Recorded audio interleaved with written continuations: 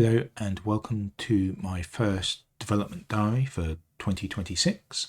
I'm Samuel Penn, also known as Not a Snark on places such as Discord.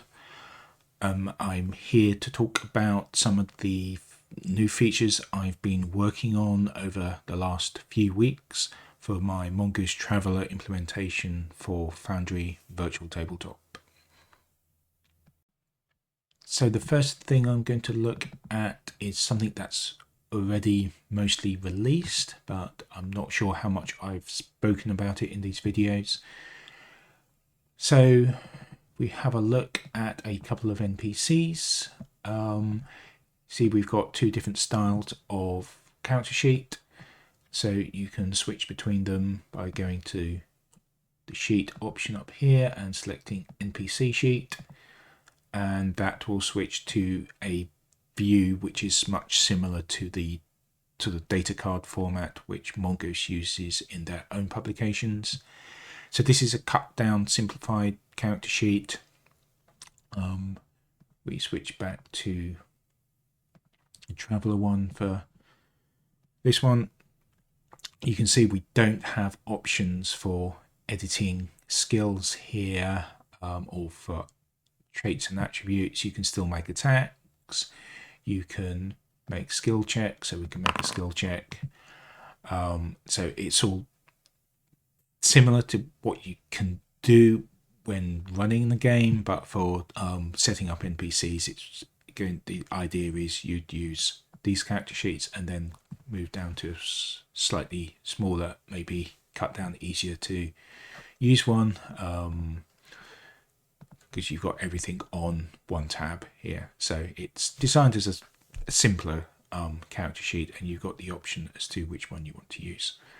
So also, you may have noticed that the output of the skill check, this is nothing to do with that type of character sheet.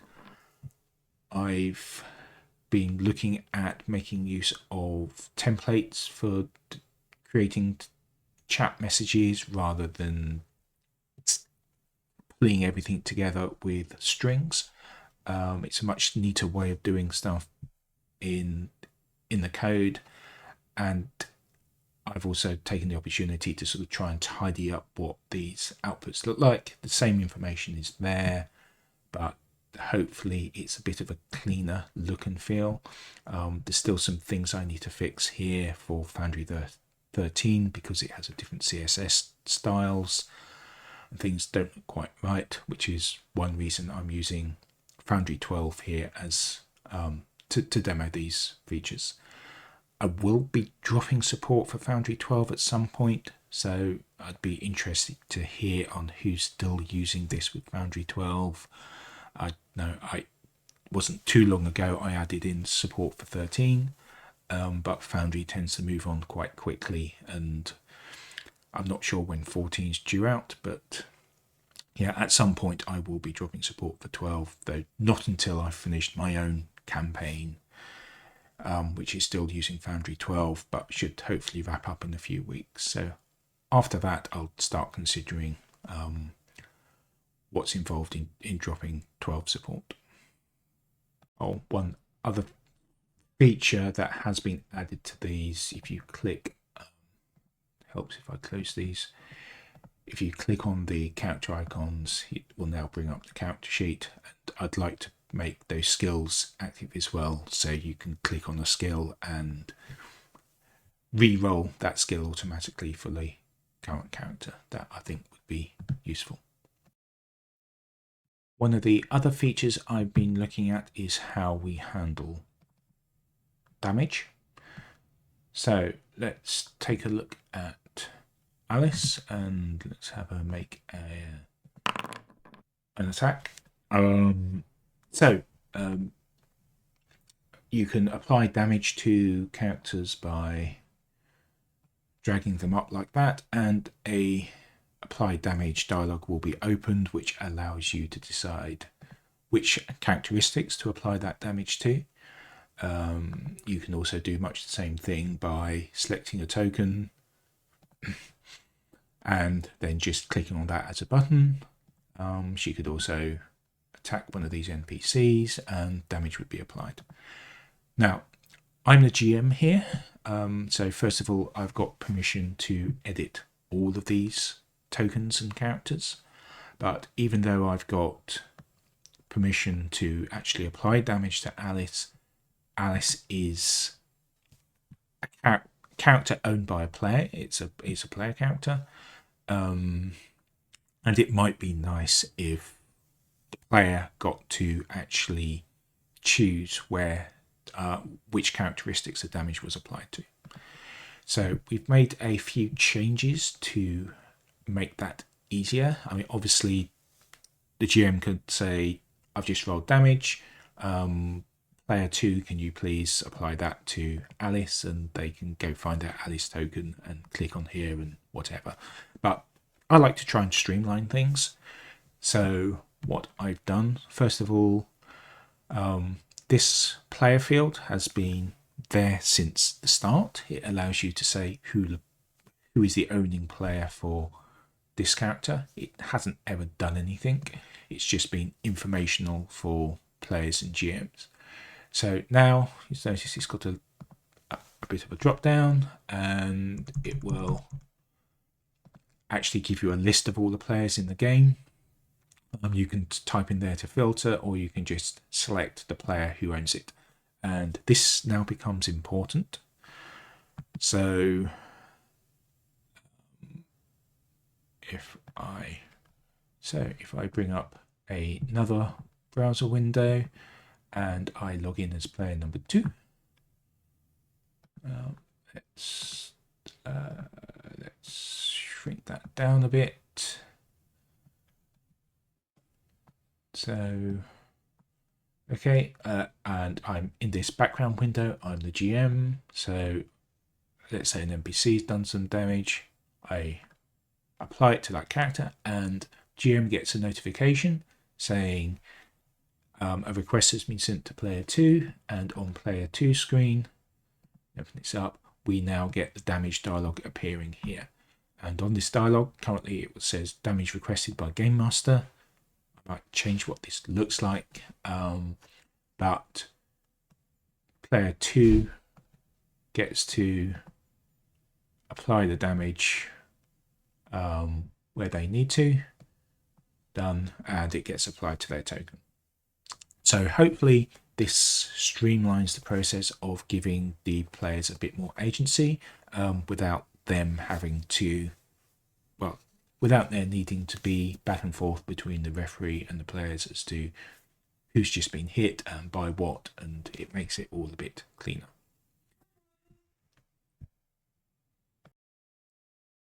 Okay, so we're still as player 2 here. So let's say Alice is making an attack against some of the NPCs, and so Alice can't select these NPCs, but she can target them. If you hit T over an NPC token, you can target them, and Shift T, you can target multiple ones. So let's target a few here. And she can make an attack. These NPC tokens, by the way, are from Sunset Industries on DriveThruRPG. They're this cyberpunk set. I think I've mentioned them before. I find them quite useful to use in Traveller. But anyway, so we make an attack. If you've got icons targeted, it will automatically come up with distances to those. I will like to make this into a drop down. For starship combat, it is actually a drop down, and you can select which one you're attacking, and it will automatically select range. Currently, you have to do that manually, but we can at least see what the range is at the moment, select whether we get bonuses or anything, and then we can make our attack. So that's a miss. Let's try and go for... Hey, eventually she gets a hit in. And what we can do, if we select one particular target, when you click this, it will put up a message saying the Game Master's been asked to apply damage. So if we go to the Game Master screen, there we have something. It says the name of the token, and damage has been requested by player 2, and then the Game Master can apply that damage. So again, it's streamlining the process. Players can roll damage, players can apply the damage to the token which they're attacking, and the GM then gets to actually decide how that damage is applied, without needing there to be for the player to sort of have to sort of try and describe exactly which NPC that it is they're attacking, whether it's the one by the bush or the one down here, or token 1, token 2, that sort of thing. So hopefully it's a way of streamlining the process of doing damage to make it as simple as possible. I do want to put in some options in terms of controlling when damage gets handed off to other players. Maybe some GMs would like to be applying the damage themselves. If player 2's not logged in at the moment in this case, then currently it will look to see, okay, which other players have permission to edit Alice, and then it will fall back to the GM. It might be good to have this dialogue, to have a option to send this dialogue to another player, so you can manually decide. These are all things I'm considering doing to try and basically give. I don't want to force groups into doing things one particular way if I unless I really need to. So yeah, I'm looking. It's going to be probably a couple of weeks more of bug fixing, testing, and looking at what the options are before this goes out. So anyway, this is one of the this is probably the big main feature I'm looking at the moment. Okay, but all this stuff with damage started somewhere else. It actually started with starship criticals. So let's make a starship attack roll, bring in the result. So we've got a couple of hull criticals there.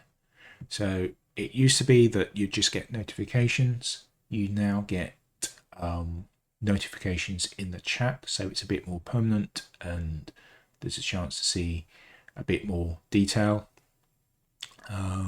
And this is also using the new templating method. And this is actually where I started doing the templating and decided it might be nice to redo the skills as well. And I do want to also redo standard damage stuff, but yeah, that will come next. But yeah, so criticals look a bit prettier, but the problem I had was I've also implemented crew criticals, and if you're so here with a GM, but if you're a player, you might have permission to apply damage to your starship, but you might not have permission to apply damage to the passengers or NPCs in the starship. So this is why I started implementing the damage handover to send that to someone else.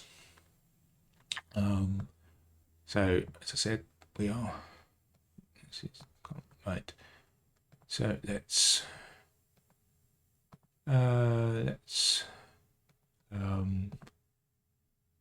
apply all, have them all as crew criticals, and what happens is we'll get dialogues popping up saying that damage has been applied to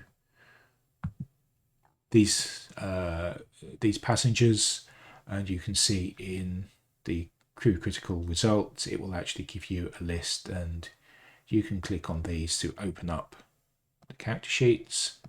Now Has this worked? Yes. No, it hasn't. Okay. Right. Okay. Yeah. So okay. So Alice didn't take any damage. Alice did take damage. Alice took 2 hits, but Alice has armor, so that bounced off her armor.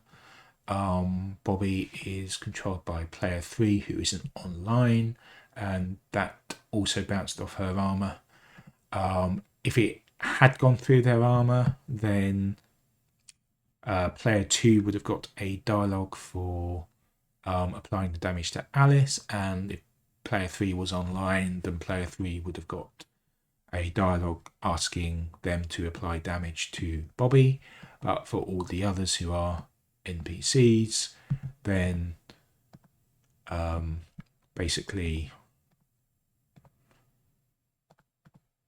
the GM gets the option to apply that damage to those NPCs, and if Bobby and Alice weren't online, then the GM would get the option. So I've now implemented critical hits which affect crew, and yeah, it will output a list of things, and you'll get a damage dialog pop up which allows you to actually apply the damage, or you could just ignore it if you want to. So player characters shouldn't just be killed outright.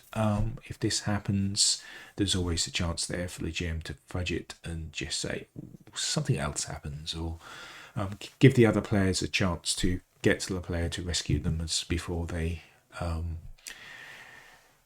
die from exposure to vacuum or whatever. So yeah, so crew criticals have been implemented now, and that's also making use of the damage handover stuff, which sends a message to the other logged in players to give everyone a chance to apply the damage as they want.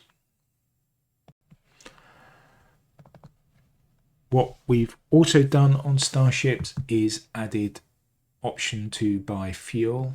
You can drag that to your ship and it will tell you how much fuel is needed and what the total cost is. And we look at this is a blocker, so yep, that buys us fuel, and it will basically it will deduct the amount from the amount of cash the ship has, so it streamlines purchasing of fuel. Currently you have to fill up to maximum. It will show you whether you've got refined fuel or unrefined fuel, and also give you the option of just getting fuel for free from Wilderness Refueling. I do want to track whether you've got refined or unrefined fuel, then because that should give a penalty when you make a jump, but that's something for a future date to do, really. Something else to possibly mention, let's tidy these up a bit. So let's apply damage to the close escort. Let's give it a cargo damage. So we'll see that we have destroyed some cargo. It will list here what cargo got destroyed, and actually what happens is initially it will get turned into scrap, and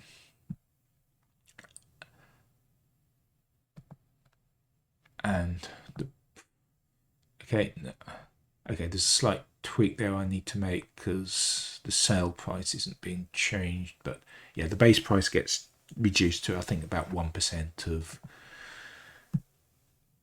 the original price of the item, and it will say what it was originally. The way I implement the percentages, it's a bit ambiguous in the rules. I mean, if 10% of cargo is destroyed, does that mean 10% of each type, or just 10% across the whole lot, and maybe it all comes out of your medical supplies rather than being shared across everything? The way I've implemented it, because it was actually a lot simpler, is each ton of cargo has a 10% chance of being destroyed. So it's possible, if you've got 10 tons of cargo, it's on average 1 ton should be destroyed. It's possible none of it gets destroyed. It's possible you might roll really badly, because I'm rolling 10% for each ton. It may mean that 5 tons or 10, even 10 tons ends up getting destroyed. So it's slightly different from the rules, but it's easier to, it was a lot easier to implement it that way. And I think a lot fairer and probably a lot more interesting. And it starts making a big difference. If sort of 50% is being destroyed, then maybe about half of each type will get destroyed and it'll get turned into scrap. When scrap is destroyed, it's just destroyed and removed. So that's in there as a thing. It's been there for a while, but I'm not sure whether I've mentioned it. I think it may have been in prior to me starting these videos. So that's how damages, critical hits on cargo are implemented on starships. And yes, as I said, I've now got crew criticals implemented as well. And most of the other critical types are implemented. Weapon criticals are implemented. So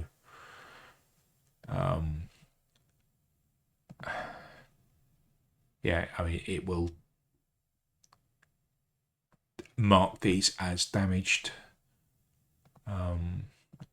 You can fix them reasonably easy enough. But so that's still working on it in order to improve it all. Finally, something that's been done. So mentioned in this change description is we've got a couple of roll tables. These allow you to modify trade results. So basically, if you import them into your world, it's a link there to look from the chat, but we go to base roll tables. They're under the list of examples. So they allow you to make speculative trade either harder or easier. So if you want to, currently as it is, a speculative trade system is very generous. It allows people to make a lot of money quite quickly.